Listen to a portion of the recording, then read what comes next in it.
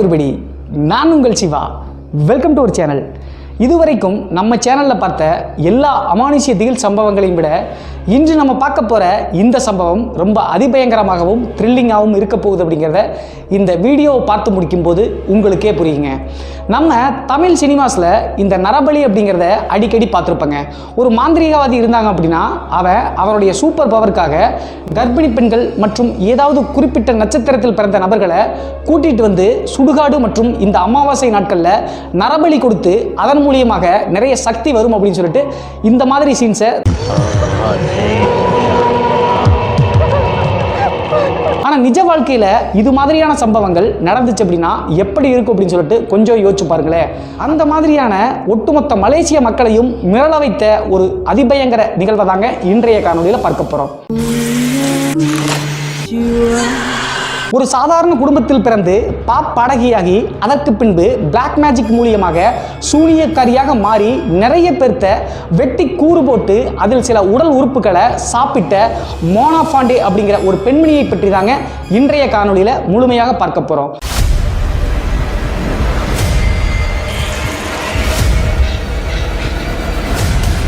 தற்போதும் கூட மலேசிய மக்கள் மோனா பாண்டே அப்படிங்கிற இந்த வார்த்தையை கேட்டாலே குலை நடுங்கி போகக்கூடிய விஷயத்தை இப்போதும் கூட பார்க்க முடியுங்க. இந்த உண்மை சம்பவத்தை அடிப்படையாக கொண்டு 2006ஆம் வருடம் மலாய் மொழியில் ஒரு மூவி எடுத்தாங்க. அந்த மூவி கண்டிப்பாக திரையரங்குகளுக்கு வரக்கூடாது அப்படின்னு சொல்லிட்டு மலேசிய கவர்மெண்ட்டே தடை பண்ணிச்சுங்க. அந்த அளவுக்கு இந்த உண்மை சம்பவத்தில் அப்படி என்ன கொடூரம் நடந்துச்சு அப்படிங்கிற எல்லாத்தையுமே இன்றைய காணொலியில் முழுமையாக பார்க்கலாங்க. மோனா பாண்டே அப்படிங்கிற பெண்மணியை பேய் அப்படின்னு கூட சொல்லலாம், பாடகி அப்படின்னு சொல்லலாம், சூனியக்காரி அப்படின்னு சொல்லலாங்க. எல்லா வார்த்தைகளுக்குமே பொருத்தமான ஒரு பெண்மணி அப்படின்னு சொல்லலாங்க. இந்த பெண்மணி 1956ஆம் வருடம் மலேசியாவில் நூர் மஸ்னா இஸ்மாயில் அப்படிங்கிற பெயரோடு பிறந்தாங்க. இவளுக்கு விவரம் தெரிஞ்ச காலத்திலிருந்து நம்மளுக்கெல்லாம் எப்படி ஆசை இருக்கு, டாக்டர் ஆகணும், வக்கீல் ஆகணும், செலிபிரிட்டி ஆகணும் அப்படின்னு சொல்லிட்டு. அந்த மாதிரி இந்த பெண்மணிக்கு என்ன ஆசை அப்படின்னா மலேசிய மக்கள் எல்லாத்துக்குமே தன்னுடைய முகம் தெரிஞ்சிருக்கணும், தான் ஒரு செலிபிரிட்டி அப்படின்னு சொல்லிட்டு மட்டும் இல்லாம எல்லாருமே தன்கிட்ட ஆட்டோகிராஃப் வாங்கணும் அப்படிங்கிற அளவுக்கு திங்க் பண்ணிட்டே இருந்திருக்காங்க. அந்த காரணத்தினால இந்த நூர் மஸ்னா இஸ்மாயில் அப்படிங்கிற இந்த பெண்மணி தேர்ந்தெடுத்த ஃபீல்டு எது அப்படின்னா இவங்க நல்லாவே பாடுவாங்க.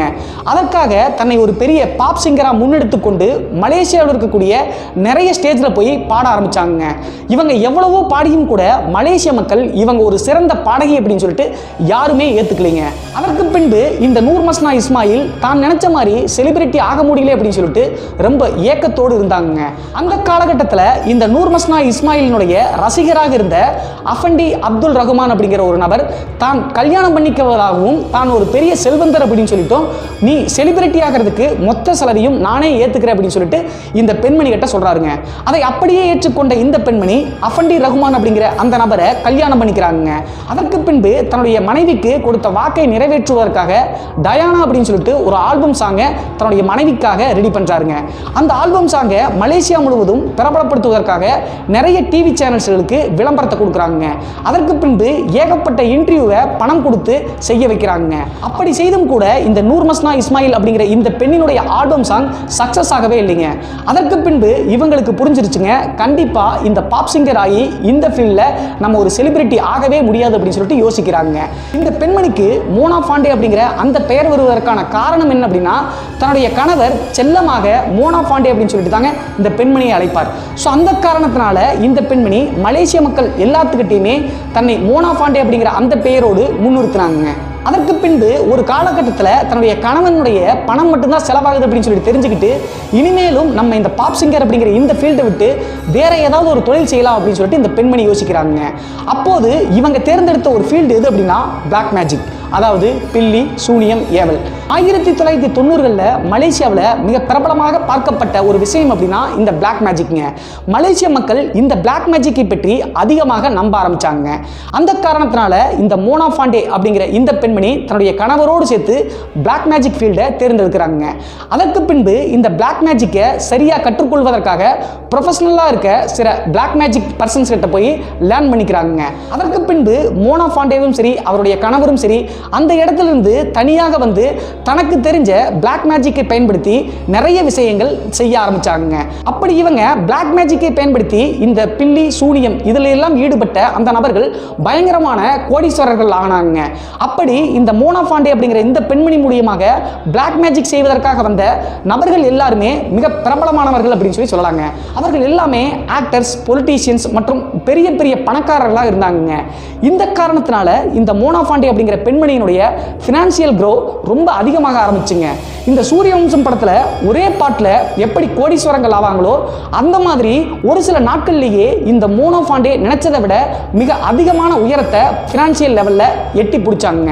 இவங்ககிட்ட பிளாக் மேஜிக், அதாவது பில்லி சூனியம் ஏவல் இதெல்லாம் செய்வதற்காக வரக்கூடிய நபர்கள் எல்லாமே கிட்டத்தட்ட பல மடங்கு சொத்துக்களையும் பணங்களையும் மோனா பாண்டேக்கு கொடுத்த காரணத்தினால தான் இவங்க இவ்வளவு பெரிய கோடீஸ்வரர்கள் ஆனாங்க.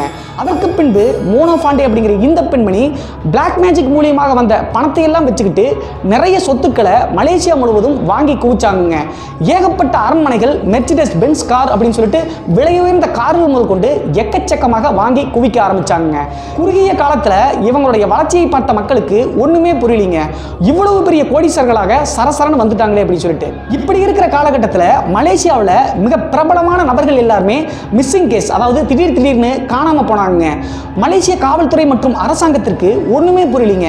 எப்படி காணாம போறாங்க, இவங்கெல்லாம் எங்க போனாங்க அப்படின்னு சொல்லிட்டு. அதற்கு பின்பு மலேசிய காவல்துறை செக் பண்ணி பார்க்கும்போது காணாமல் போன நபர்கள் எல்லாருமே கடைசியாக வந்து மீட் பண்ண இடம் எது அப்படின்னா இந்த மோனா பாண்டேவினுடைய வில்லா தாங்க. ஆனால் அதற்கு பின்பும் கூட மலேசிய காவல்துறையினால இந்த பெண்மணியை அரெஸ்ட் பண்ணவே முடியலைங்க. என்ன காரணம் அப்படின்னா காணாமல் போன நபர்கள் எல்லாருமே இவங்க மூலியமாக தான் காணாமல் போனாங்க அப்படின்னு சொல்லிட்டு எந்தவித ஆதாரங்களும் மலேசிய காவல்துறைக்கு கிடைக்கவே இல்லைங்க. அதற்கு பின்பு 1993ஆம் வருடம் மலேசியாவினுடைய பகாங் தொகுதியினுடைய சட்டமன்ற உறுப்பினராக இருக்கக்கூடிய இளம் அரசியல்வாதியான மஸ்லான் அப்படிங்கிற நபர் இந்த பெண்மணியை வந்து பார்த்துருக்காருங்க. அவர் எதற்காக இந்த பெண்மணி கிட்ட வந்திருக்காரு அப்படின்னா, சில ஆண்டுகளாகவே நான் எம்எல்ஏவா தான் இருக்கேன், உங்களுடைய பிளாக் மேஜிக்கை பயன்படுத்தி என்ன சிஎம் ஆக்கணும் அப்படின்னு சொல்லிட்டு அந்த பெண்மணி கிட்ட கேட்குறாங்க. அப்போது மோனா பாண்டே என்ன சொல்றாங்க அப்படின்னா, அது சாதாரண விஷயம், நான் கண்டிப்பா உன்னை சிஎம் ஆக்குறேன் அப்படின்னு சொல்லிட்டு இன்னொரு விஷயத்தையும் சொல்லியிருக்காங்க. இந்தோனேஷிய பிரசிடென்ட் என்னோட கிளையண்ட், அவர் சிறப்பான அரசியல்வாதியாக இருப்பதற்கு காரணம் அவர் கையில் இருக்கக்கூடிய தாயத்து தான், அந்த தாயத்தை உங்களுக்கும் கொடுக்குறேன், அதற்கு பின்பு அரசியல் வாழ்க்கையில் நீங்க நினைச்சதெல்லாம் நடக்கும் அப்படின்னு சொல்லிட்டு சொல்லியிருக்காங்க. அதோடு சேர்த்து மோனா பாண்டே அந்த அரசியல்வாதி கிட்ட என்ன சொல்லியிருக்காரு அப்படின்னா, இதற்கு கொஞ்சம் பணம் அதிகமாகவே செலவாகும் அப்படின்னு சொல்லியிருக்காருங்க. இந்த எம்எல்ஏ எவ்வளவு செலவானாலும் பரவாயில்ல அப்படின்னு சொல்லியிருக்காருங்க. அதற்கு மோனா பாண்டே அந்த இளம் அரசியல்வாதி கிட்ட கேட்ட அமௌண்ட் எவ்வளவு அப்படின்னா, தற்போதுள்ள இந்திய மதிப்புப்படி 5 கோடி ரூபாய் கேட்டிருக்காங்க. அதற்கு அந்த இளம் எம்எல்ஏ சரி அப்படின்னு சொல்லிட்டு ஒப்புக்கொண்டு என்ன பண்ணணும் அப்படின்னு சொல்லி கேட்டிருக்காருங்க. அதற்கு மோனா பாண்டே அடுத்த நாளே அந்த ஒட்டுமொத்த பணத்தையும் தனக்கு டிரான்ஸ்ஃபர் பண்ணிட்டு நள்ளிரவு நேரத்தில் ஒரு 12 to 1 மணி தோராயமாக தன்னுடைய வில்லாக்கு வர சொல்லியிருக்காருங்க. அப்படி வரும்போது அந்த எம்எல்ஏ கிட்ட இந்த மோனா பாண்டே தான் வருவது யாருக்குமே தெரியக்கூடாது, இன்க்ளூடிங் குடும்ப உறுப்பினர்கள், அவருடைய சொந்த குடும்பத்திற்கும் கூட சொல்லாம தான் வரணும், வரும்போது பின்னாடி திரும்பி பார்க்காம வரணும் அப்படின்னு சொல்லியிருக்காருங்க. இந்த காரணத்தினால அந்த எம்எல்ஏ மோனா பாண்டே அப்படிங்கிற அந்த பெண்மணி சொல்றதையெல்லாம் கேட்டுட்டு நள்ளிரவு நேரத்தில் அவங்களுடைய வில்லாவுக்கு வந்திருக்காருங்க. அந்த நேரத்தில் அந்த வில்லாவுக்குள்ள யார் யார் இருக்காங்க அப்படின்னு சொல்லி பார்த்தா, மோனா பாண்டே, அவருடைய ஹஸ்பண்டான அஃபண்டி அப்துல் ரஹ்மான் அப்படிங்கிற அந்த நபர், அப்புறம் அவங்களுடைய பிஏ, மொத்தம் 3 பேர் மட்டும் தாங்க இருக்காங்க. இந்த நேரத்தில் அந்த வில்லாவுக்குள்ள வந்த அந்த எம்எல்ஏவை கூட்டிட்டு போய் மோனா பாண்டே ஒரு அறைக்குள்ள வச்சு சில அமானுஷ்யமான பூஜைகளை செய்யணும் அப்படின்னு சொல்லியிருக்காருங்க. அப்போது இந்த மோனா பாண்டே அப்படிங்கிற பெண்மணி தன்னுடைய உடலில் இருக்கக்கூடிய எல்லா ஆடைகளையும் கலற்ற சொல்லிட்டு வானத்தை பார்த்து படுக்க சொல்லியிருக்காருங்க. அதை அப்படியே ஏற்றுக்கொண்ட அந்த எம்எல்ஏ வானத்தை பார்த்து மல்லாக்கப்படுத்திருக்காருங்க. அப்போது அவருடைய உடல் முழுவதும் பூக்களை வீசி அதை சுற்றி சில அமானுஷ்யமான பூஜைகளை செஞ்சிருக்காங்க. கடைசி கட்டத்தில் அந்த எம்எல்ஏவை பார்த்த மோனா பாண்டே கண்ணை மூடி கொஞ்ச நேரம் உங்களுக்கு பிடிச்ச தெய்வத்தை நினைங்க அப்படின்னு சொல்லியிருக்காருங்க. அப்படி அதை சொன்ன உடனே அதை நம்பி கண்ணை மூடிட்டு அந்த எம்எல்ஏ மல்லாக்கப்படுத்திருந்தாருங்க. அந்த நேரத்தில் மோனா பாண்டேவினுடைய கணவர் மற்றும் அவருடைய பிஏ 2 பேரும் சேர்த்து ஒரு பெரிய கோடாரியை எடுத்து தலையை ஒரே துண்டா வெட்டி துண்டாக்கிட்டாங்க. அதற்கு பின்பு அந்த எம்எல்ஏவினுடைய உடம்பை 18 துண்டுகளாக வெட்டி அவங்க வீட்டில் இருக்கக்கூடிய ஒரு அறையில் எடுத்துட்டு போய் தனித்தனியாக புதைச்சு காங்கிரீட் போட்டு மூடிட்டாங்க. அதற்கு அடுத்த நாள் எதுவுமே தெரியாத மாதிரி இந்த மோனா பாண்டே அப்படிங்கிற பெண்மணி தனக்கு கிடைச்ச அந்த பணத்தை வச்சு பெரிய பெரிய ஷாப்பிங் மட்டும் இல்லாமல் மெர்சிடஸ் கார் முதல் கொண்டு நிறைய வாங்கி தன்னுடைய வில்லாவில் குவிக்க ஆரம்பிச்சாங்க.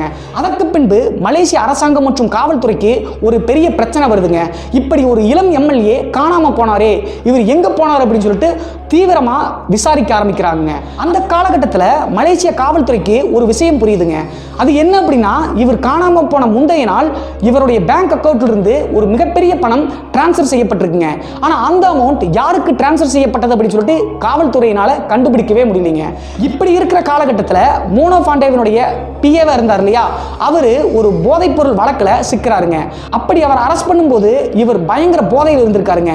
அந்த நேரத்தில் மலேசிய காவல்துறை கிட்ட தான் ஒரு மிகப்பெரிய அரசியல்வாதியை வெட்டி கொண்டோம் அப்படின்னு சொல்லிட்டு யதார்த்தமாக போதையில் உளறிட்டாருங்க.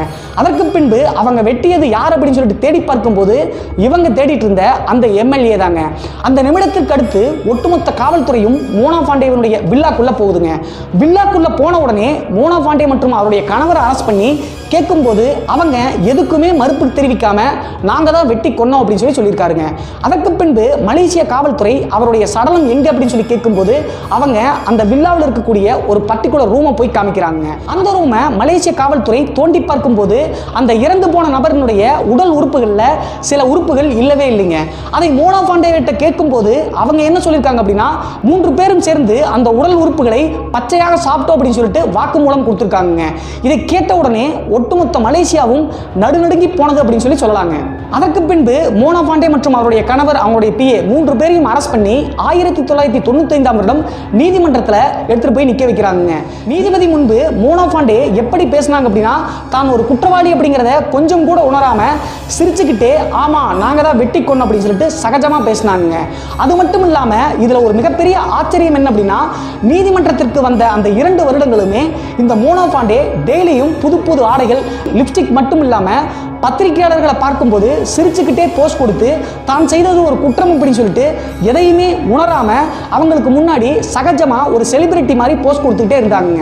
தான் ஒரு பாப் சிங்கர் ஆகி மலேசியாவில் ஒரு மிகப்பெரிய செலிபிரிட்டியா வரணும் அப்படிங்கிற அந்த கனவை ஒரு நபரை வெட்டி கொண்டதுக்கு பின்னாடி அந்த ஃபேம், அதாவது இந்த பத்திரிகையாளர்கள் முன்னிலையில் அவங்க காமிச்சிட்டாங்க அப்படின்னு சொல்லிட்டு சொல்லப்படுகிறதுங்க. அதற்கு பின்பு மோனா பாண்டேவினுடைய வழக்கை தீவிரமாக விசாரிச்ச மலேசிய கோர்ட் என்ன பண்றாங்க அப்படின்னா, 3 பேர்த்துக்கும் தூக்கு தண்டனை கொடுக்கப்பட்டதுங்க. மலேசியாவில் கடைசியாக கொடுக்கப்பட்ட தூக்கு தண்டனை அப்படின்னா இந்த மோனா பாண்டே அப்படிங்கிற இந்த பெண்மணிக்கு தாங்க. அதற்கு பின்பு 2021 தற்போது வரைக்கும் யாருக்குமே தூக்கு கொடுக்கப்படவில்லை அப்படின்னு சொல்லிட்டு சொல்லப்படுகிறதுங்க. 2001ஆம் வருடம் இந்த மோனா பாண்டே மட்டும் இல்லாம அவருடைய கணவர் மற்றும் பிஏ 3 பேர்த்துக்கும் நவம்பர் 2ஆம் தேதி வெள்ளிக்கிழமை அதிகாலை 5:59 மணிக்கு தூக்கு தண்டனை கொடுக்கப்பட்டதுங்க. தூக்கு கொடுப்பதற்கு முன்னாடி மலேசிய சட்டப்படி மோனா பாண்டேவினுடைய ஃபேமிலி மெம்பர்ஸ் வந்து பார்த்துட்டு போனாங்க. அதற்கு பின்பு மலேசிய காவல்துறை நீங்க தூக்கிலிடப்பட போறீங்க, உங்களுக்கு என்ன ஃபுட் வேணும் அப்படின்னு சொல்லிட்டு கேட்குறாங்க. அப்போது மோனா பாண்டே கேட்ட ஃபுட் எது அப்படின்னா KFC சிக்கனை தான் கடைசியாக சாப்பிடணும் அப்படின்னு சொல்லிட்டு சொல்லியிருக்காங்க. அதை அப்படியே நிறைவேற்றிய மலேசிய காவல்துறை அந்த சிக்கனை வாங்கி கொடுத்தாங்க. அதற்கு பின்பு நவம்பர் 2ஆம் தேதி வெள்ளிக்கிழமை அதிகாலை 5:59 மணிக்கு தூக்கு மேடையில் ஏற்றுறாங்க. தூக்கு மேடையில் ஏற்றும் போது ஒட்டுமொத்த மலேசியாவையும் உலுக்கிய மோனா பாண்டே கடைசியாக சொன்ன வார்த்தை எது அப்படின்னா அக்குடக்கன் மாட்டே அப்படின்னு சொல்லிட்டு இந்த மலாய் வார்த்தைங்க. இதற்கு என்ன அர்த்தம் அப்படின்னா, நான் சாக மாட்டேன், உங்களோடையே தான் இருப்பேன் அப்படின்னு சொல்லிட்டு சிரிச்சுக்கிட்டே தூக்கிலிடப்பட்டு கொல்லப்பட்டாருங்க. அதற்கு பின்பு 2016ஆம் வருடம் இந்த உண்மை சம்பவத்தை அடிப்படையாக கொண்டு ஒரு மூவி எடுத்தாங்க. அந்த மூவி திரையரங்குகளில் வெளியிடக்கூடாது அப்படின்னு சொல்லிட்டும் அந்த மூவியினுடைய சீன்ஸ் எல்லாமே மிக கொடூரமாக இருக்குது அப்படின்னு சொல்றாங்க காரணத்தினாலும் கோர்ட்டில் போயிட்டு அந்த பெண்மணியினுடைய ஃபேமிலி மெம்பர்ஸ் ஒரு ஃபைல் பண்ணுறாங்க, கேஸ் ஃபைல் பண்ணுறாங்க. அப்படி 2016ஆம் வருடம் இந்த மூவியை வெளியிடக்கூடாது அப்படின்னு சொல்லிட்டு நீதிமன்றம் சொல்லியும் கூட அதற்கு பின்பு இணையதளங்களில் இந்த மூவி கொஞ்சம் கொஞ்சமாக கசிய ஆரம்பிச்சுங்க. அதற்கு பின்பு 2018ஆம் வருடம் அந்த மூவியை டக்கான் அப்படிங்கிற மலாய் மொழியில் வெளியிட்டாங்க. அந்த மூவி தற்போது ஆங்கிலத்திலும் கூட இருக்கு அப்படின்னு சொல்லிட்டு சொல்லப்படுகிறதுங்க. முடிஞ்சா இணையத்தில் தேடி பார்த்தீங்க அப்படின்னா அந்த மூவியை நீங்கள் பார்க்கலாங்க. அந்த மூவியினுடைய ஒவ்வொரு சீனும் நம்மளுக்கு கதிகலங்க வைக்கும் அப்படின்னு சொல்லலாங்க. இந்த சம்பவத்திலிருந்து நாம தெரிஞ்சுக்க வேண்டியது என்ன அப்படின்னா, மேலே இருக்கக்கூடிய பலாக்காய்க்கு ஆசைப்பட்டு கையில் இருக்கக்கூடிய கலாக்காயை விட்டுடக்கூடாது அப்படிங்கிற ஒரே காரணம் தாங்க. அதாவது என்ன சொல்ல வர்ற அப்படின்னா, ஆசை அப்படிங்கிறது எல்லாத்துக்குமே இருக்கலாங்க, ஆனால் பேராசையாக மாறக்கூடாது அப்படிங்கிறதுல ரொம்ப உறுதியாக இருக்கணுங்க. இந்த மோனா பாண்டே அப்படிங்கிற இந்த பெண்மணி ஒரு புகழுக்காகவும் சொகுசு வாழ்க்கைக்காகவும் தன்னுடைய ஒட்டுமொத்த வாழ்க்கையையும் அழிச்சுக்கிட்டாங்க. டிப்ரெஷனுக்கு போயிட்டு கடைசியாக தான் செய்த கொலையெல்லாம் மறந்து அதன் மூலியமாக பிரபலமாகறோம் அப்படின்னு சொல்லிட்டு தெரிஞ்சுக்காம அப்படியே தன்னுடைய வாழ்க்கையை முடிச்சுக்கிட்டாங்க அப்படின்னு சொல்லிட்டு நினைக்கும் போது கஷ்டமாக தாங்க இருக்கு. ஸோ நான் ஏற்கனவே சொன்ன மாதிரி விரலுக்கேற்ற வீக்கம், அதாவது தன் கையில் இருக்கக்கூடிய விஷயத்தை வச்சு தான் சந்தோஷமாக வாழ கற்றுக்கணும் அப்படிங்கிறத இந்த சம்பவத்தின் மூலியமாக நம்ம தெரிஞ்சுக்கணுங்க. இன்றைய இந்த காணொளி உங்களுக்கு சுவாரஸ்யமாகவும் த்ரில்லிங்காகவும் இருந்துச்சுன்னு நினச்சிங்கன்னா மறக்காம காணொளிக்கு கீழே லைக் பட்டனை தட்டி விட்டு முடிஞ்சா எல்லாத்துக்கும் ஷேர் பண்ணுங்க. இந்த காணொளி பற்றிய உங்களுடைய கருத்துக்களும் வரவேற்கப்படுகின்றன. மறக்காம கமெண்ட் பாக்ஸில் கமெண்ட் பண்ணுங்க. இது போன்று மர்மமான சுவாரஸ்யமான தகவல்களை நீங்கள் மேன்மேலும் தெரிஞ்சுக்கணும்னா நம்ம சேனலை மறக்காம சப்ஸ்கிரைப் பண்ணிருங்க. நீங்கள் என்ன பர்சனலாக கான்டாக்ட் பண்ணணும்னு நினச்சிங்கன்னா வீடியோ கீழே சோசியல் மீடியாஸோட லிங்க் கொடுத்துருக்கேன். இன்ஸ்டாகிராம், ஃபேஸ்புக், டெலகிராம் எல்லா லிங்க்குமே இருக்கும். அதன் மூலிமா ஜாயின் பண்ணி ஃபாலோ பண்ணிக்கலாம். மீண்டும் ஒரு நல்ல தகவலுடன், சுவாரஸ்யமான தகவலுடன் உங்களை சந்திக்கும் வரை நான் உங்கள் சிவா.